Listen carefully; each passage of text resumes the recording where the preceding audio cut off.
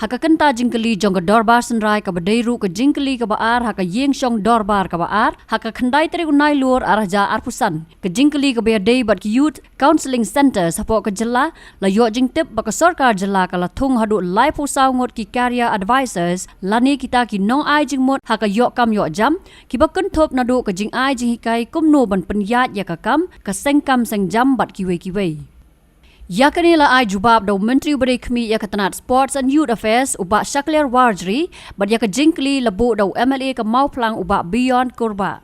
Haka jing beteng jongki Jingkylli ki balabu do noi lam kaliang persya u Dr. Mukul sangma lala ban saki pat ban naka jing bam syai pat u Myntri bat ka Jingkylli u Myntri rang ba ka jela u Konrad Kis sangma ula hap ban yeng ban Jubab bat ban ai jing pensyai ka baula batai kumno ka MSSDS ka Trekam bat kumno ka CMYDS ka Yes Meghalaya kalayarap yaki samla hakini ki benta. Honorable Speaker, sir, reply to start question number 2. A, sir, there are 34 career advisors in 34 training centers. B, sir, the career counselling being provided through career advisors is structured, personalized and ongoing service that equips youth with career guidance, job readiness training, mentorship and entrepreneurship support to make informed career choices. Matthew Kyrwoh, please. Thank you, Mr. Speaker, sir. I would like also thank to the Honourable Minister for the reply. Sir, our youth nowadays are a frustrated lot, unemployed, even though most of them are well educated, but job opportunities are very less for our youth. Sir, only with these counselling centers, it seems no help can be given to our youth. However, may I suggest the department that counselling should start from the early days of the students, maybe from the school days and then college, so that these colleges or school can guide the youth which subject to take up in their later stage of their education. Please ask the question, please. This is my submission, sir. My only question here is, I just want to know how many unemployed youth are there in our state. Honorable Speaker, sir. So if you look at the question, sir, the principal question is about how many counselling or free coaching centers are there in our state.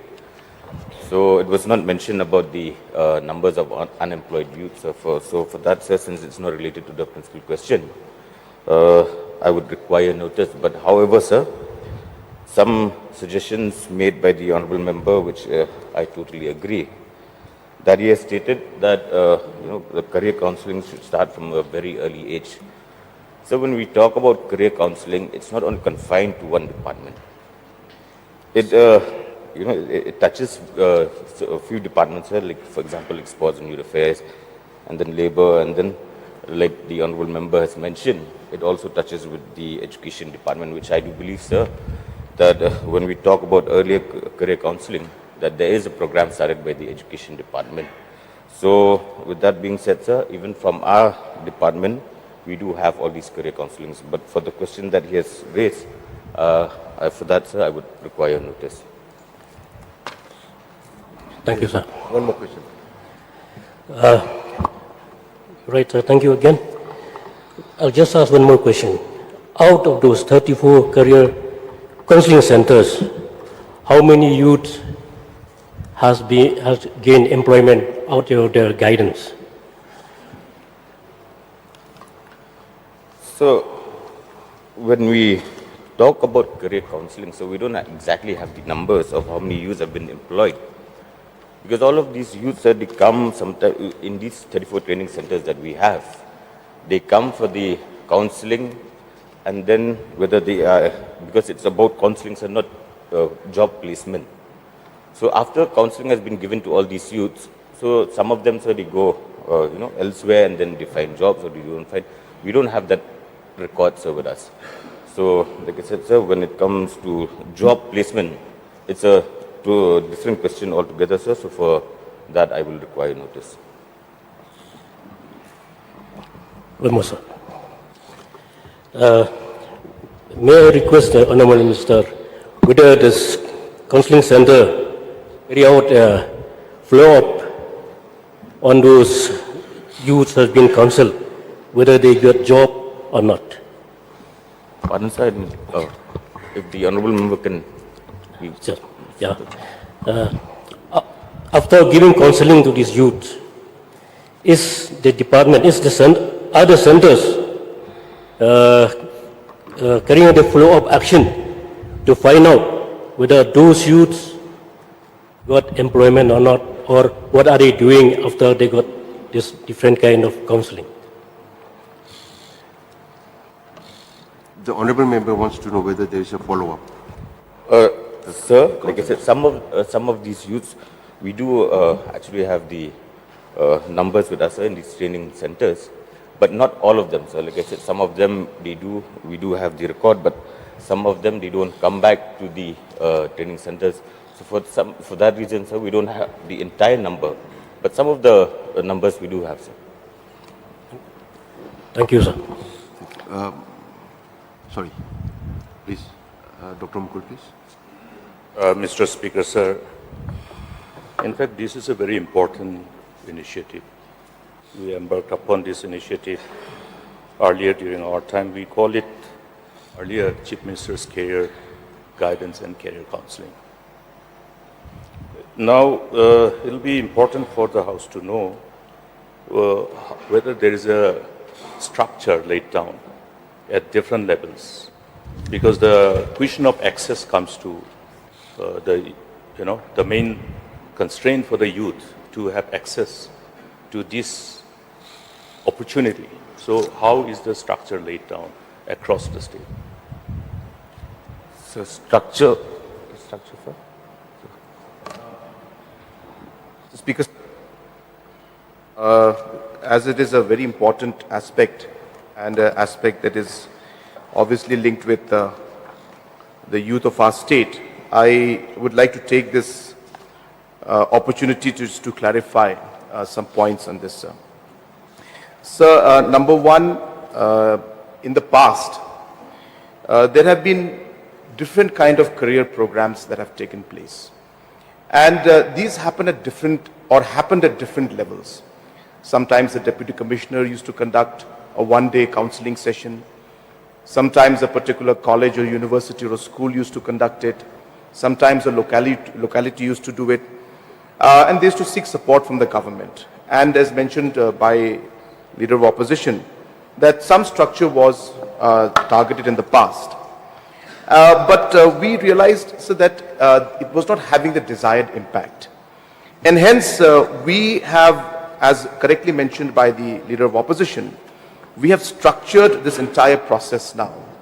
And we have connected the skill development or the MSSDS and connected the skill training program, and wherever the training programs are being conducted, this is where these 34 career advisors have been placed. And as the skilling, or rather before the skilling takes place, these career advisors then talk to these youngsters who come in and understand what are their desires, what are the skills that they have. And as I said, these people have then now been under an umbrella program where an agency trains these 34 career advisors, and then they are placed in different parts of the state, in different training centers which are providing the skill development. And based on that, as I said, the career guidance is given to them. And as we move forward, so this is a structured approach which the Leader of Opposition was referring to. So we have come to that kind of a structure now. And now we are quite hopeful, sir, that we'll be able to expand this now at a much larger scale. Apart from that, the Honorable Minister had mentioned already in his reply, but I'll just repeat some of that, that while the MSSDS now has been treated as the nodal agency, which will now work towards providing the counseling in a structured manner through the skilling agencies, which could be private as well as some government. And that's how we'll move forward. But apart from that also, so we have many other levels at which training programs or counseling programs are happening. The Chief Minister's Youth Development Scheme, under that also many counseling programs are taking place. We have counseling programs that take place even under the Yes Meghalaya program, where different agencies are supporting in that. So apart from that also, as I said, we have unstructured or independent counseling programs that are taking place. But the structured one, which the Honorable Leader of Opposition was referring to, is now being done by the MSSDS.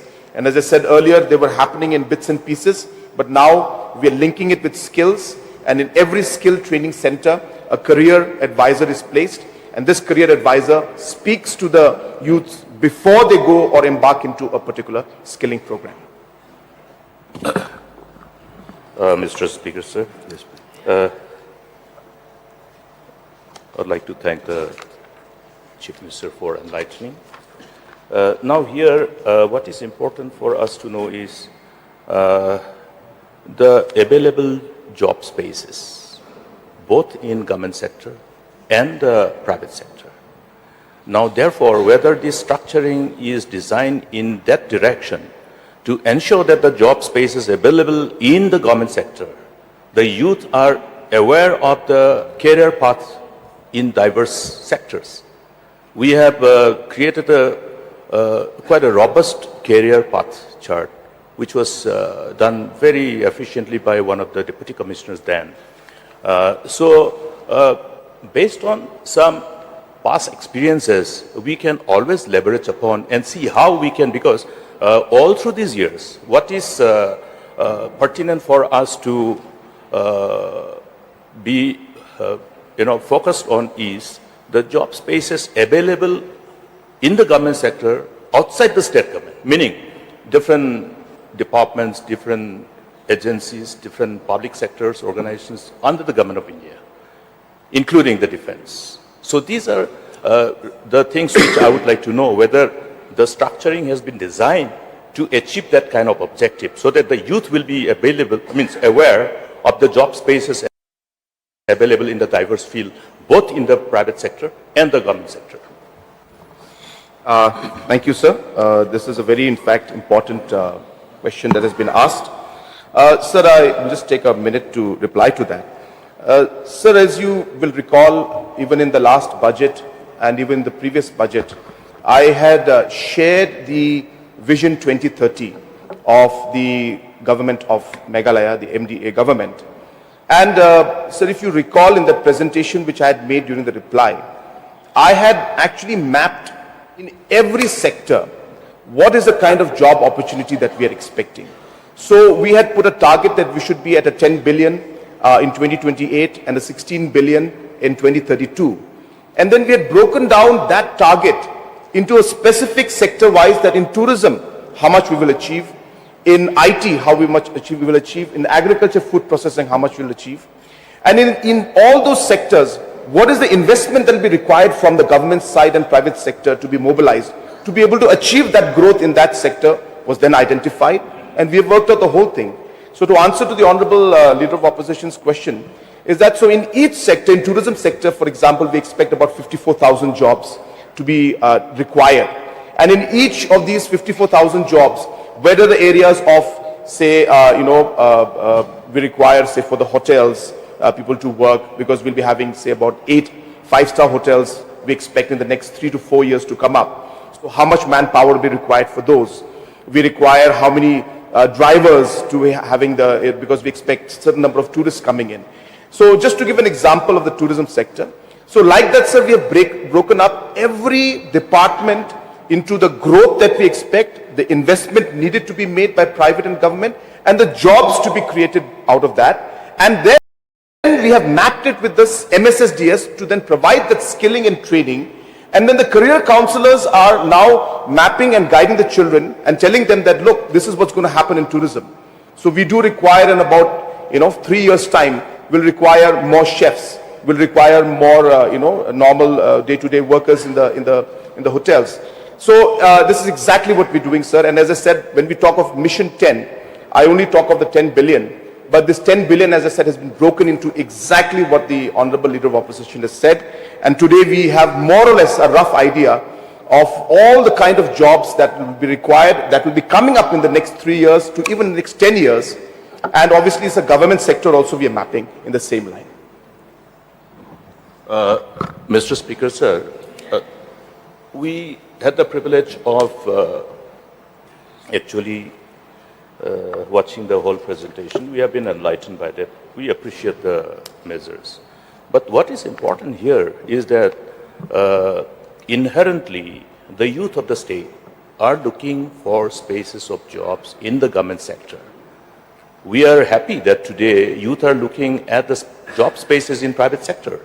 As we proceed further, as we evolve in our approach to somehow looking at the available opportunities, things will happen.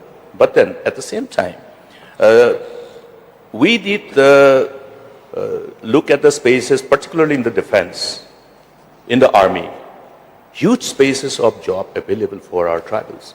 Now, what is the main bottleneck for the youth is that they require hand-holding and counseling before the recruitment.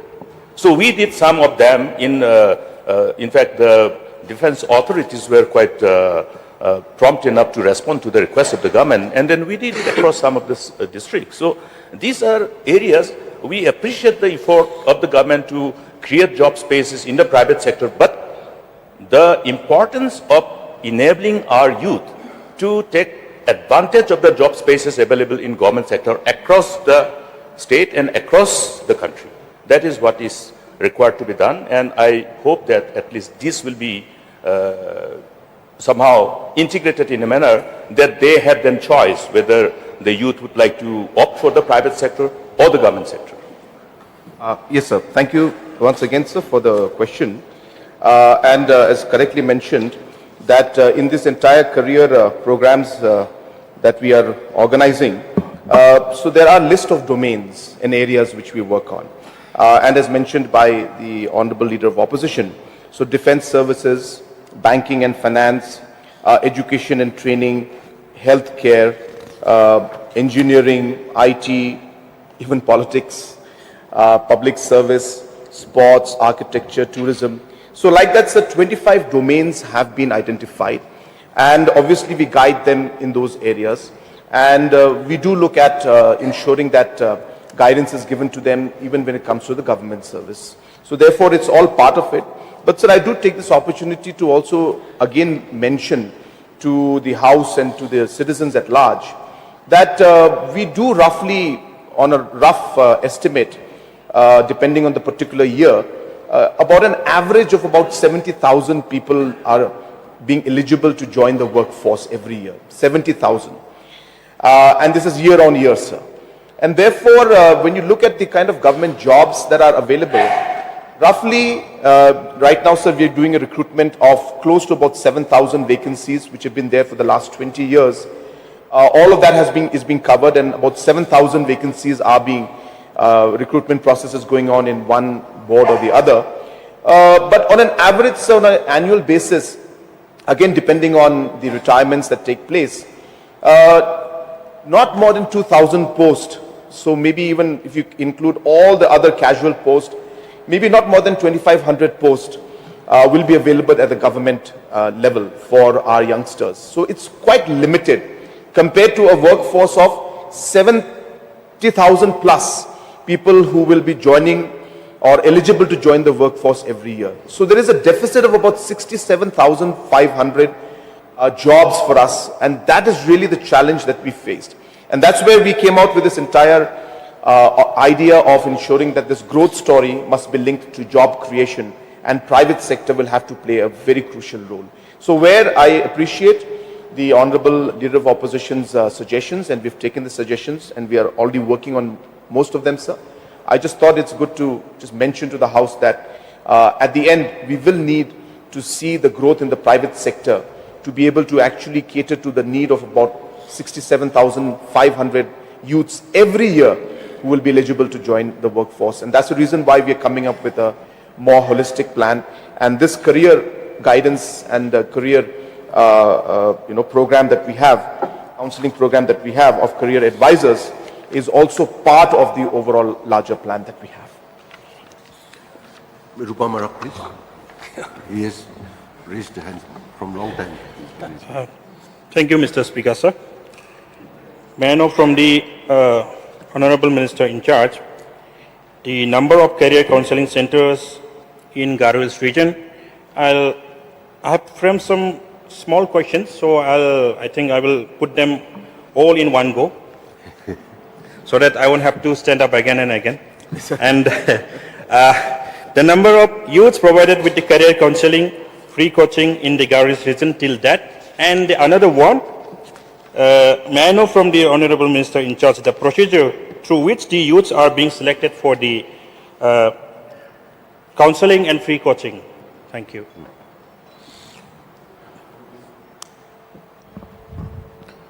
Honorable Speaker, sir. Sir, the career counselings that are there in the Garo Hills region, sir, in West Garo Hills there are 8 training partners. The Southwest Garo Hills there are 3. The South Garo Hills there is 1. East Garo Hills 3. North Garo Hills 3. And sir, the other question that the honourable member has raised. So, sir, there's no such method to choose these youths. So, in fact, these career advisors have been given a task to not only give career counselings in these training centres. So, they've been given a task to sometimes go to communities, villages, and have group discussions or group sessions or individual sessions as well. So, there's no method that any youth who are eligible, who are qualified in the educational qualification that they have, they come to these training career centers and then they get the counseling. I also asked about the number of youth provided with the career counseling and in the Garo Hills region till that. So in the Garo Hills region, the number of youth as of 30th August 2025, the number of youth that have been provided with these career counselings are 430. Nick, please. Sir, thank you. Sir, from the reply of Honorable Minister, he said 34 training center is there in the state of Meghalaya. May I get the name and the address of all these 34 training centers? I understand it will be a long list. I will request the Honorable Minister if he agreed to lay this list on the table of the House. And if possible, in that list, one column, if he can create that the kind of training that is available, in each of the centers. That is the question, sir. Mr. Speaker, sir. Sir, the list of the domains, I think the Honorable Chief Minister has already mentioned that we have 25 domains. And the other parts, sir, where the 34 training centers that are available in our state, sir, I'm happy to lay on the table of the House. So, I think this question is getting a long time. Okay, one more, please. May I know from the Honourable Minister whether grassroots center also include in these 34 centers that you mentioned in the reply? So, grassroots centers is altogether a different thing, because grassroots center is for the, it deals with sports, sir.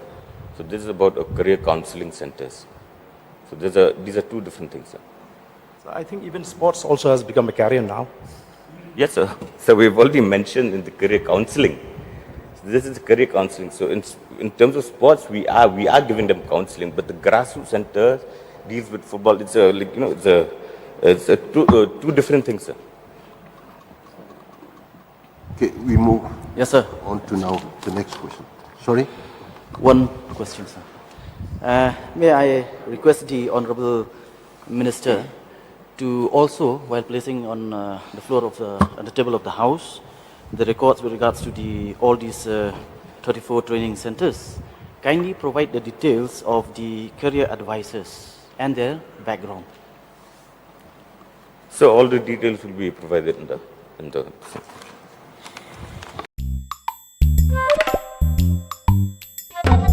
Haba Thien, pej bahagi kishab plus F. Ka plus F? Hakabam bangibam dunaki eki bataya kamet. Namar kata haba thiru atau kau kamlu ka umpnyang kadut pej ya kishab plus F haka jingsom. Yaki nutrient kumki vitamin bat ka ayan la icon diat bat ka bathau bha kam kata ika dur jingki marbam ka jing mat lani ka rukom shed yaki. Balehi panai kita. Kadon ka we ka jing mentoy ba kongsan. Ka kot ka kia. Ka nutrition ba kambha ka jing im ba kambha pendon kam daki marba medon ka sharp plus F menta kasni. Lawan Ra Shafi Lingba ko office jong Commissionerate of Food Safety Meghalaya.